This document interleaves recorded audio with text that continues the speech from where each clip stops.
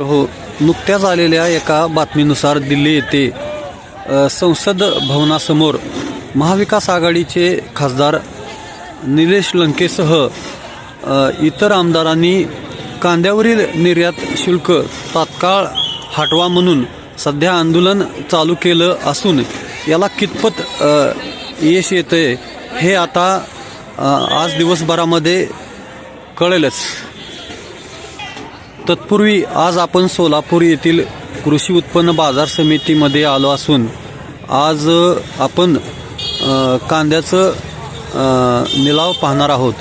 मी आपला संजय घोडके 89 मराठीमध्ये आपल्या सर्व शेतकरी बंधूचं स्वागत करतो।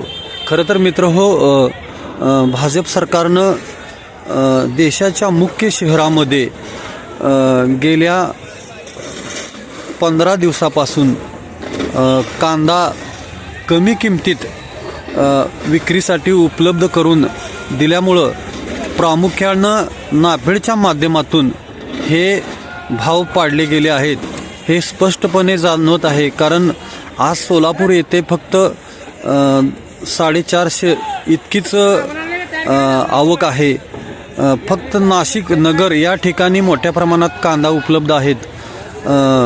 त्यामुळं तसा जर विचार केला तर आवक ही तेवढी नाही। मात्र सरकारनं जे शहराच्या मुख्य बाजारपेठेमध्ये नाफेडच्या माध्यमातून त्या राज्यातल्या संस्थांच्या माध्यमातून जो कांदा कमी किमतीमध्ये विक्रीला आणला गेला आहे त्यामुळं खरं तर हे भाव पडले गेले असल्याचं प्रथमदर्शनी निदर्शनाला आलं आहे। तर आता आपण पाहूया कांद्याची निलाव।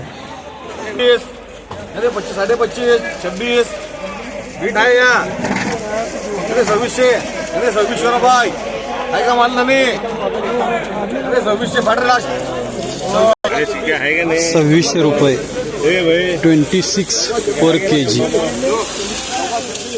12, पौने 13, 1300 याचे 1300 याचे 1300 सव्वा 13 याचे सव्वा 13, 13.5, 13.5 याचे 13.5 फुल ड्राय फारे याचे पौने 14 याचे पौने 14 याचे पौने 14 याचे पौने 14 1400 याचे 1400 रुपये।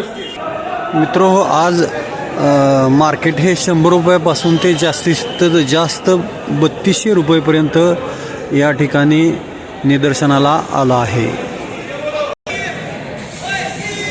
2200 रुपये 2300 रुपये 2300 रुपये 2300 रुपये 2300 रुपये 2300 रुपये 2350 रुपये 24 2450 रुपये 2500 रुपये 2500 रुपये 3000 30 रुपीज पर केजी। 27.5 रुपये किलो 27.5 पर केजी। 2500 रुपये 2500 रुपये 2500 रुपये राजेश 25 नंबर लगाओ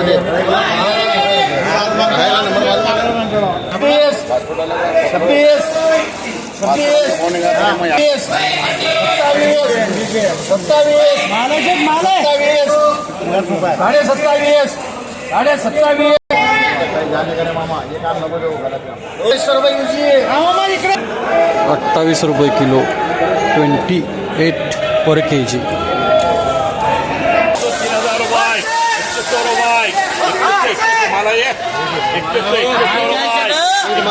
100 रुपये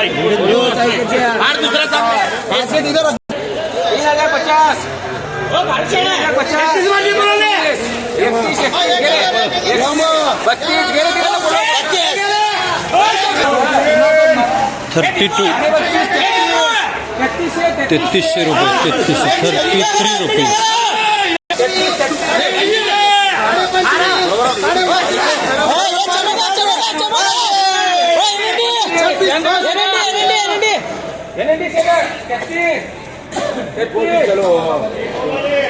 दोनों का है 33 रुपये किलो 33 रुपीज पर केजी। मित्र हो, आज आपल्यासोबत सोलापूर कृषी उत्पन्न बाजार समितीमध्ये अधिकृत कांदा व्यापारी संतोष मामाने आहेत. नमस्कार मामाने साहेब. सध्या कांदा मार्केटचं जे सध्या घसरण चालू आहे, जवळजवळ सरासरी 6,000 चालणारं मार्केट आज 50% खाली आलं आहे.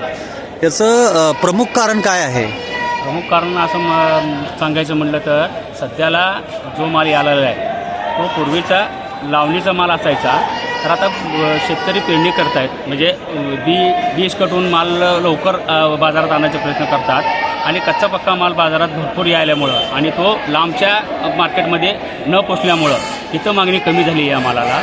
आणि त्या कारणानं इथला माल जो आहे तो 50% चांगला माल आहे, 50% एक्सपोर्ट क्वालिटीचा माल आहे आणि 50% हा इथल्या लोकल मार्केटला जाण्यासारखा माल आहे. त्याच्यामुळं बाजार कमी आहे आणि वरील मार्केटमध्ये मागणी कमी असल्यामुळं आणि नाशिकच्या लासलगाव मार्केटला सुद्धा भरपूर आवक नवीनचा मालाचा चालू झाल्यामुळं तर सध्या मार्केटमध्ये 350-400च्या आसपास कंटिन्यू आवक आहे.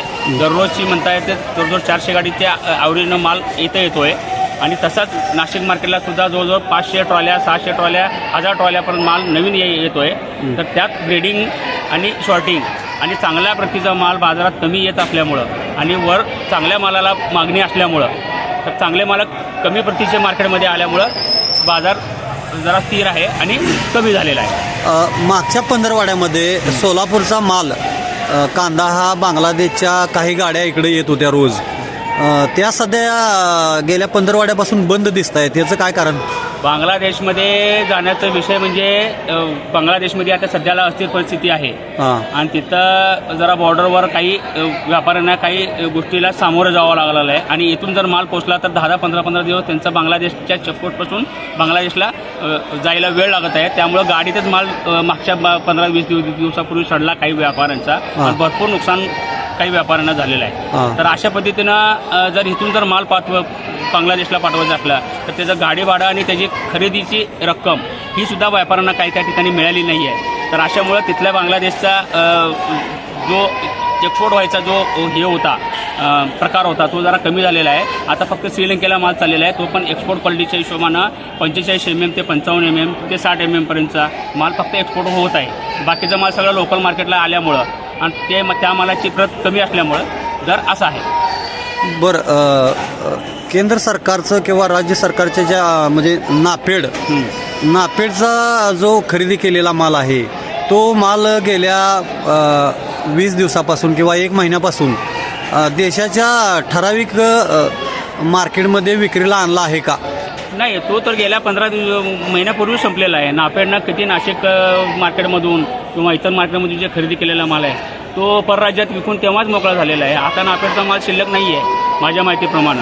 परंतु त्या नापेडच्या मालाच्या विक्रीमुळं कमी किमतीमध्ये तो माल ठराविक शहरामध्ये मुख्य शहरामध्ये विकला गेला. त्यामुळं पर्यायानं दुसऱ्या व्यापाऱ्यांना सुद्धा कमी किमतीमध्ये कांदा खरेदी करावा लागला. असं काय घडलं आहे का? त्यामुळं तर नाफेडचा आता येतच नाही आहे, कारण नाफेडचा माल शिल्लक होता तेव्हाची गोष्ट आहे. तेव्हा सुद्धा 6,000-7,000च्या भावामध्ये माल विकलेला आहे. इथं विकलेला आहे, लोकल मार्केटला विकलेला आहे. परराज्यात सुद्धा 7,000-8,000 इथल्यापेक्षा 20%-30% अधिक न विकलेला आहे.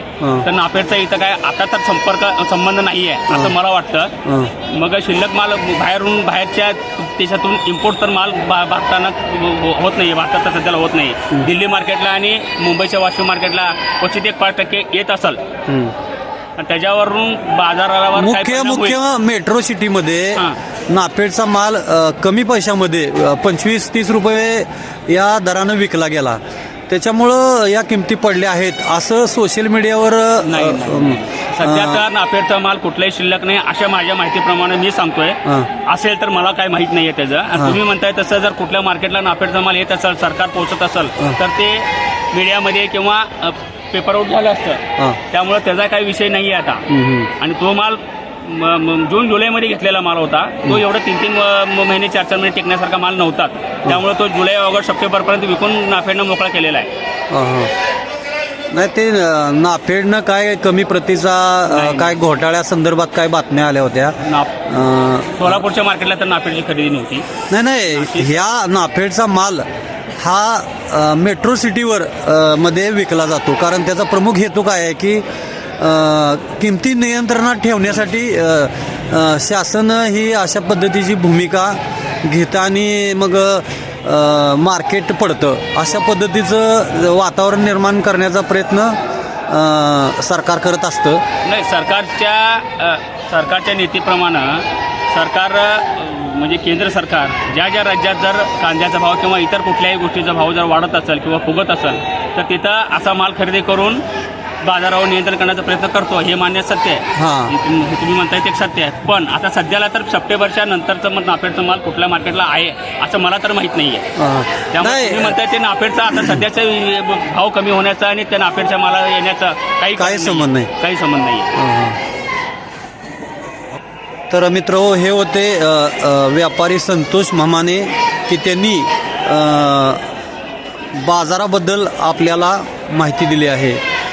आपण 89 मराठीबद्दल आपण जे बोलला त्याबद्दल मी आपला आभारी आहे. नमस्कार.